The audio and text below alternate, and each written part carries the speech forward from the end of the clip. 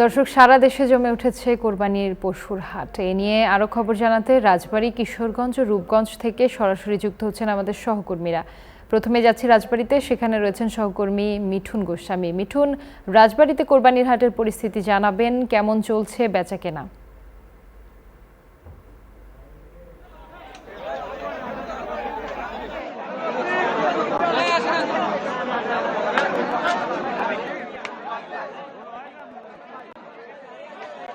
আমার বাড়িরা আর আপনার দুইটা যাই মারিকাটি করে দুজন ভাগে দেবো আপনি আমার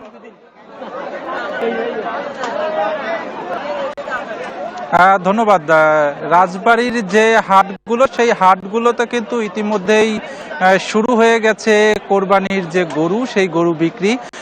আগামী বৃহস্পতিবারেই কিন্তু মুসলিম সম্প্রদায়ের যে অন্যতম ধর্মীয় উৎসব, সেটি কিন্তু অনুষ্ঠিত হবে, যার কারণে কিন্তু রাজবাড়ীর হাটগুলোতে ক্রেতা এবং বিক্রেতাদের ভিড়ে জমে উঠেছে। আমি এখন যেটি হাটে রয়েছি, এটি রাজবাড়ী জেলার সব থেকে বড় একটি গরুর হাট। এটি পাংশা, অর্থাৎ এটি প্রায় 60 থেকে 70 বছর ধরে এখানে কিন্তু এই হাটটি বসে। রাজবাড়ী জেলা প্রশাসনের তথ্য মতে রাজবাড়ীতে 32টি গরুর হাট রয়েছে, যার মধ্যে 17টি স্থায়ী এবং 15টি অস্থায়ী। সিপনিল প্রাণঘাতী জীবাণুদের বিরুদ্ধেও দারুণ কার্যকর। অর্থাৎ এই ঈদ উপলক্ষে এই হাটগুলো কিন্তু বড় বড় যেসব ইউনিয়ন পর্যায়ে যেসব বাজার রয়েছে, সেসব বাজারে কিন্তু এই হাটগুলো বসেছে। আর প্রাণী সম্পদের তথ্য মতে রাজবাড়ী জেলায় এবছর প্রায় 70,000 কোরবানির পশু প্রস্তুত রয়েছে, সেটি গরু, ছাগল এবং মহিষ সহ। এই গরুগুলো কিন্তু এই রাজবাড়ী জেলায় যে চাহিদা, সেই চাহিদার পরিমাণ কিন্তু 1.5 লক্ষ, অর্থাৎ 50,000 এই জেলায় যে কোরবানির পশু, তার চাহিদা রয়েছে। উদ্বৃত্ত গরুগুলো কিন্তু এই রাজবাড়ির থেকেই কিন্তু দেশের বিভিন্ন স্থানে কিন্তু পাঠানো হয়। আর আইন শৃঙ্খলার কথা যদি বলি, আইন শৃঙ্খলা রক্ষাকারী বাহিনী কিন্তু এই হাটগুলোতে সকাল থেকে সন্ধ্যা পর্যন্ত রয়েছে। মূলত এতটুকুই ছিল আমার কাছে রাজবাড়ী থেকে কুরবানির পশুর হাটের সর্বশেষ তথ্য।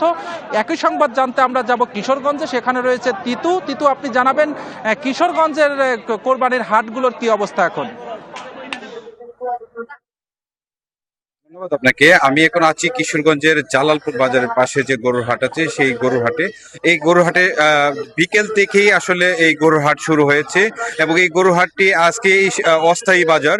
আর যদি আমি একটু বলি, কিশোরগঞ্জের আসলে কুরবানি গরুর যে চাহিদা রয়েছে, এই গরুর চাহিদা কিশোরগঞ্জে 1,51,000 গরুর কুরবানির পশুর চাহিদা রয়েছে। আর আর এই এই কিশোরগঞ্জের বিভিন্ন খামার এবং গৃহস্থ পর্যায়ে যে উৎপাদন হয়েছে, সেখান থেকে আসলে যে উৎপাদন হয়েছে সেটা হচ্ছে 1,92,000 পশু উৎপাদন হয়েছে। এবং এই জেলার যে প্রাণী সম্পদ অধিদপ্তর তথ্য মতে 39,000 গরুর চাহিদা বেশি রয়েছে।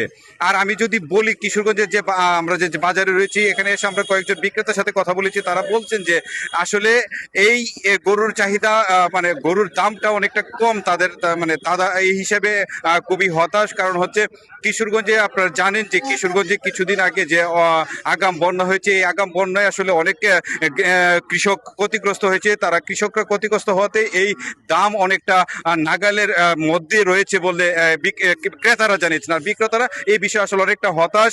আর যদি আমি বলি যে কিশোরগঞ্জে যে গরু, মানে কিশোরগঞ্জে 110টি স্থায়ী ও অস্থায়ী হাট রয়েছে কিশোরগঞ্জে। আর এই গরুর হাটগুলো আগামীকাল থেকে আরো বেশি। টিটু, আপনাকে ধন্যবাদ।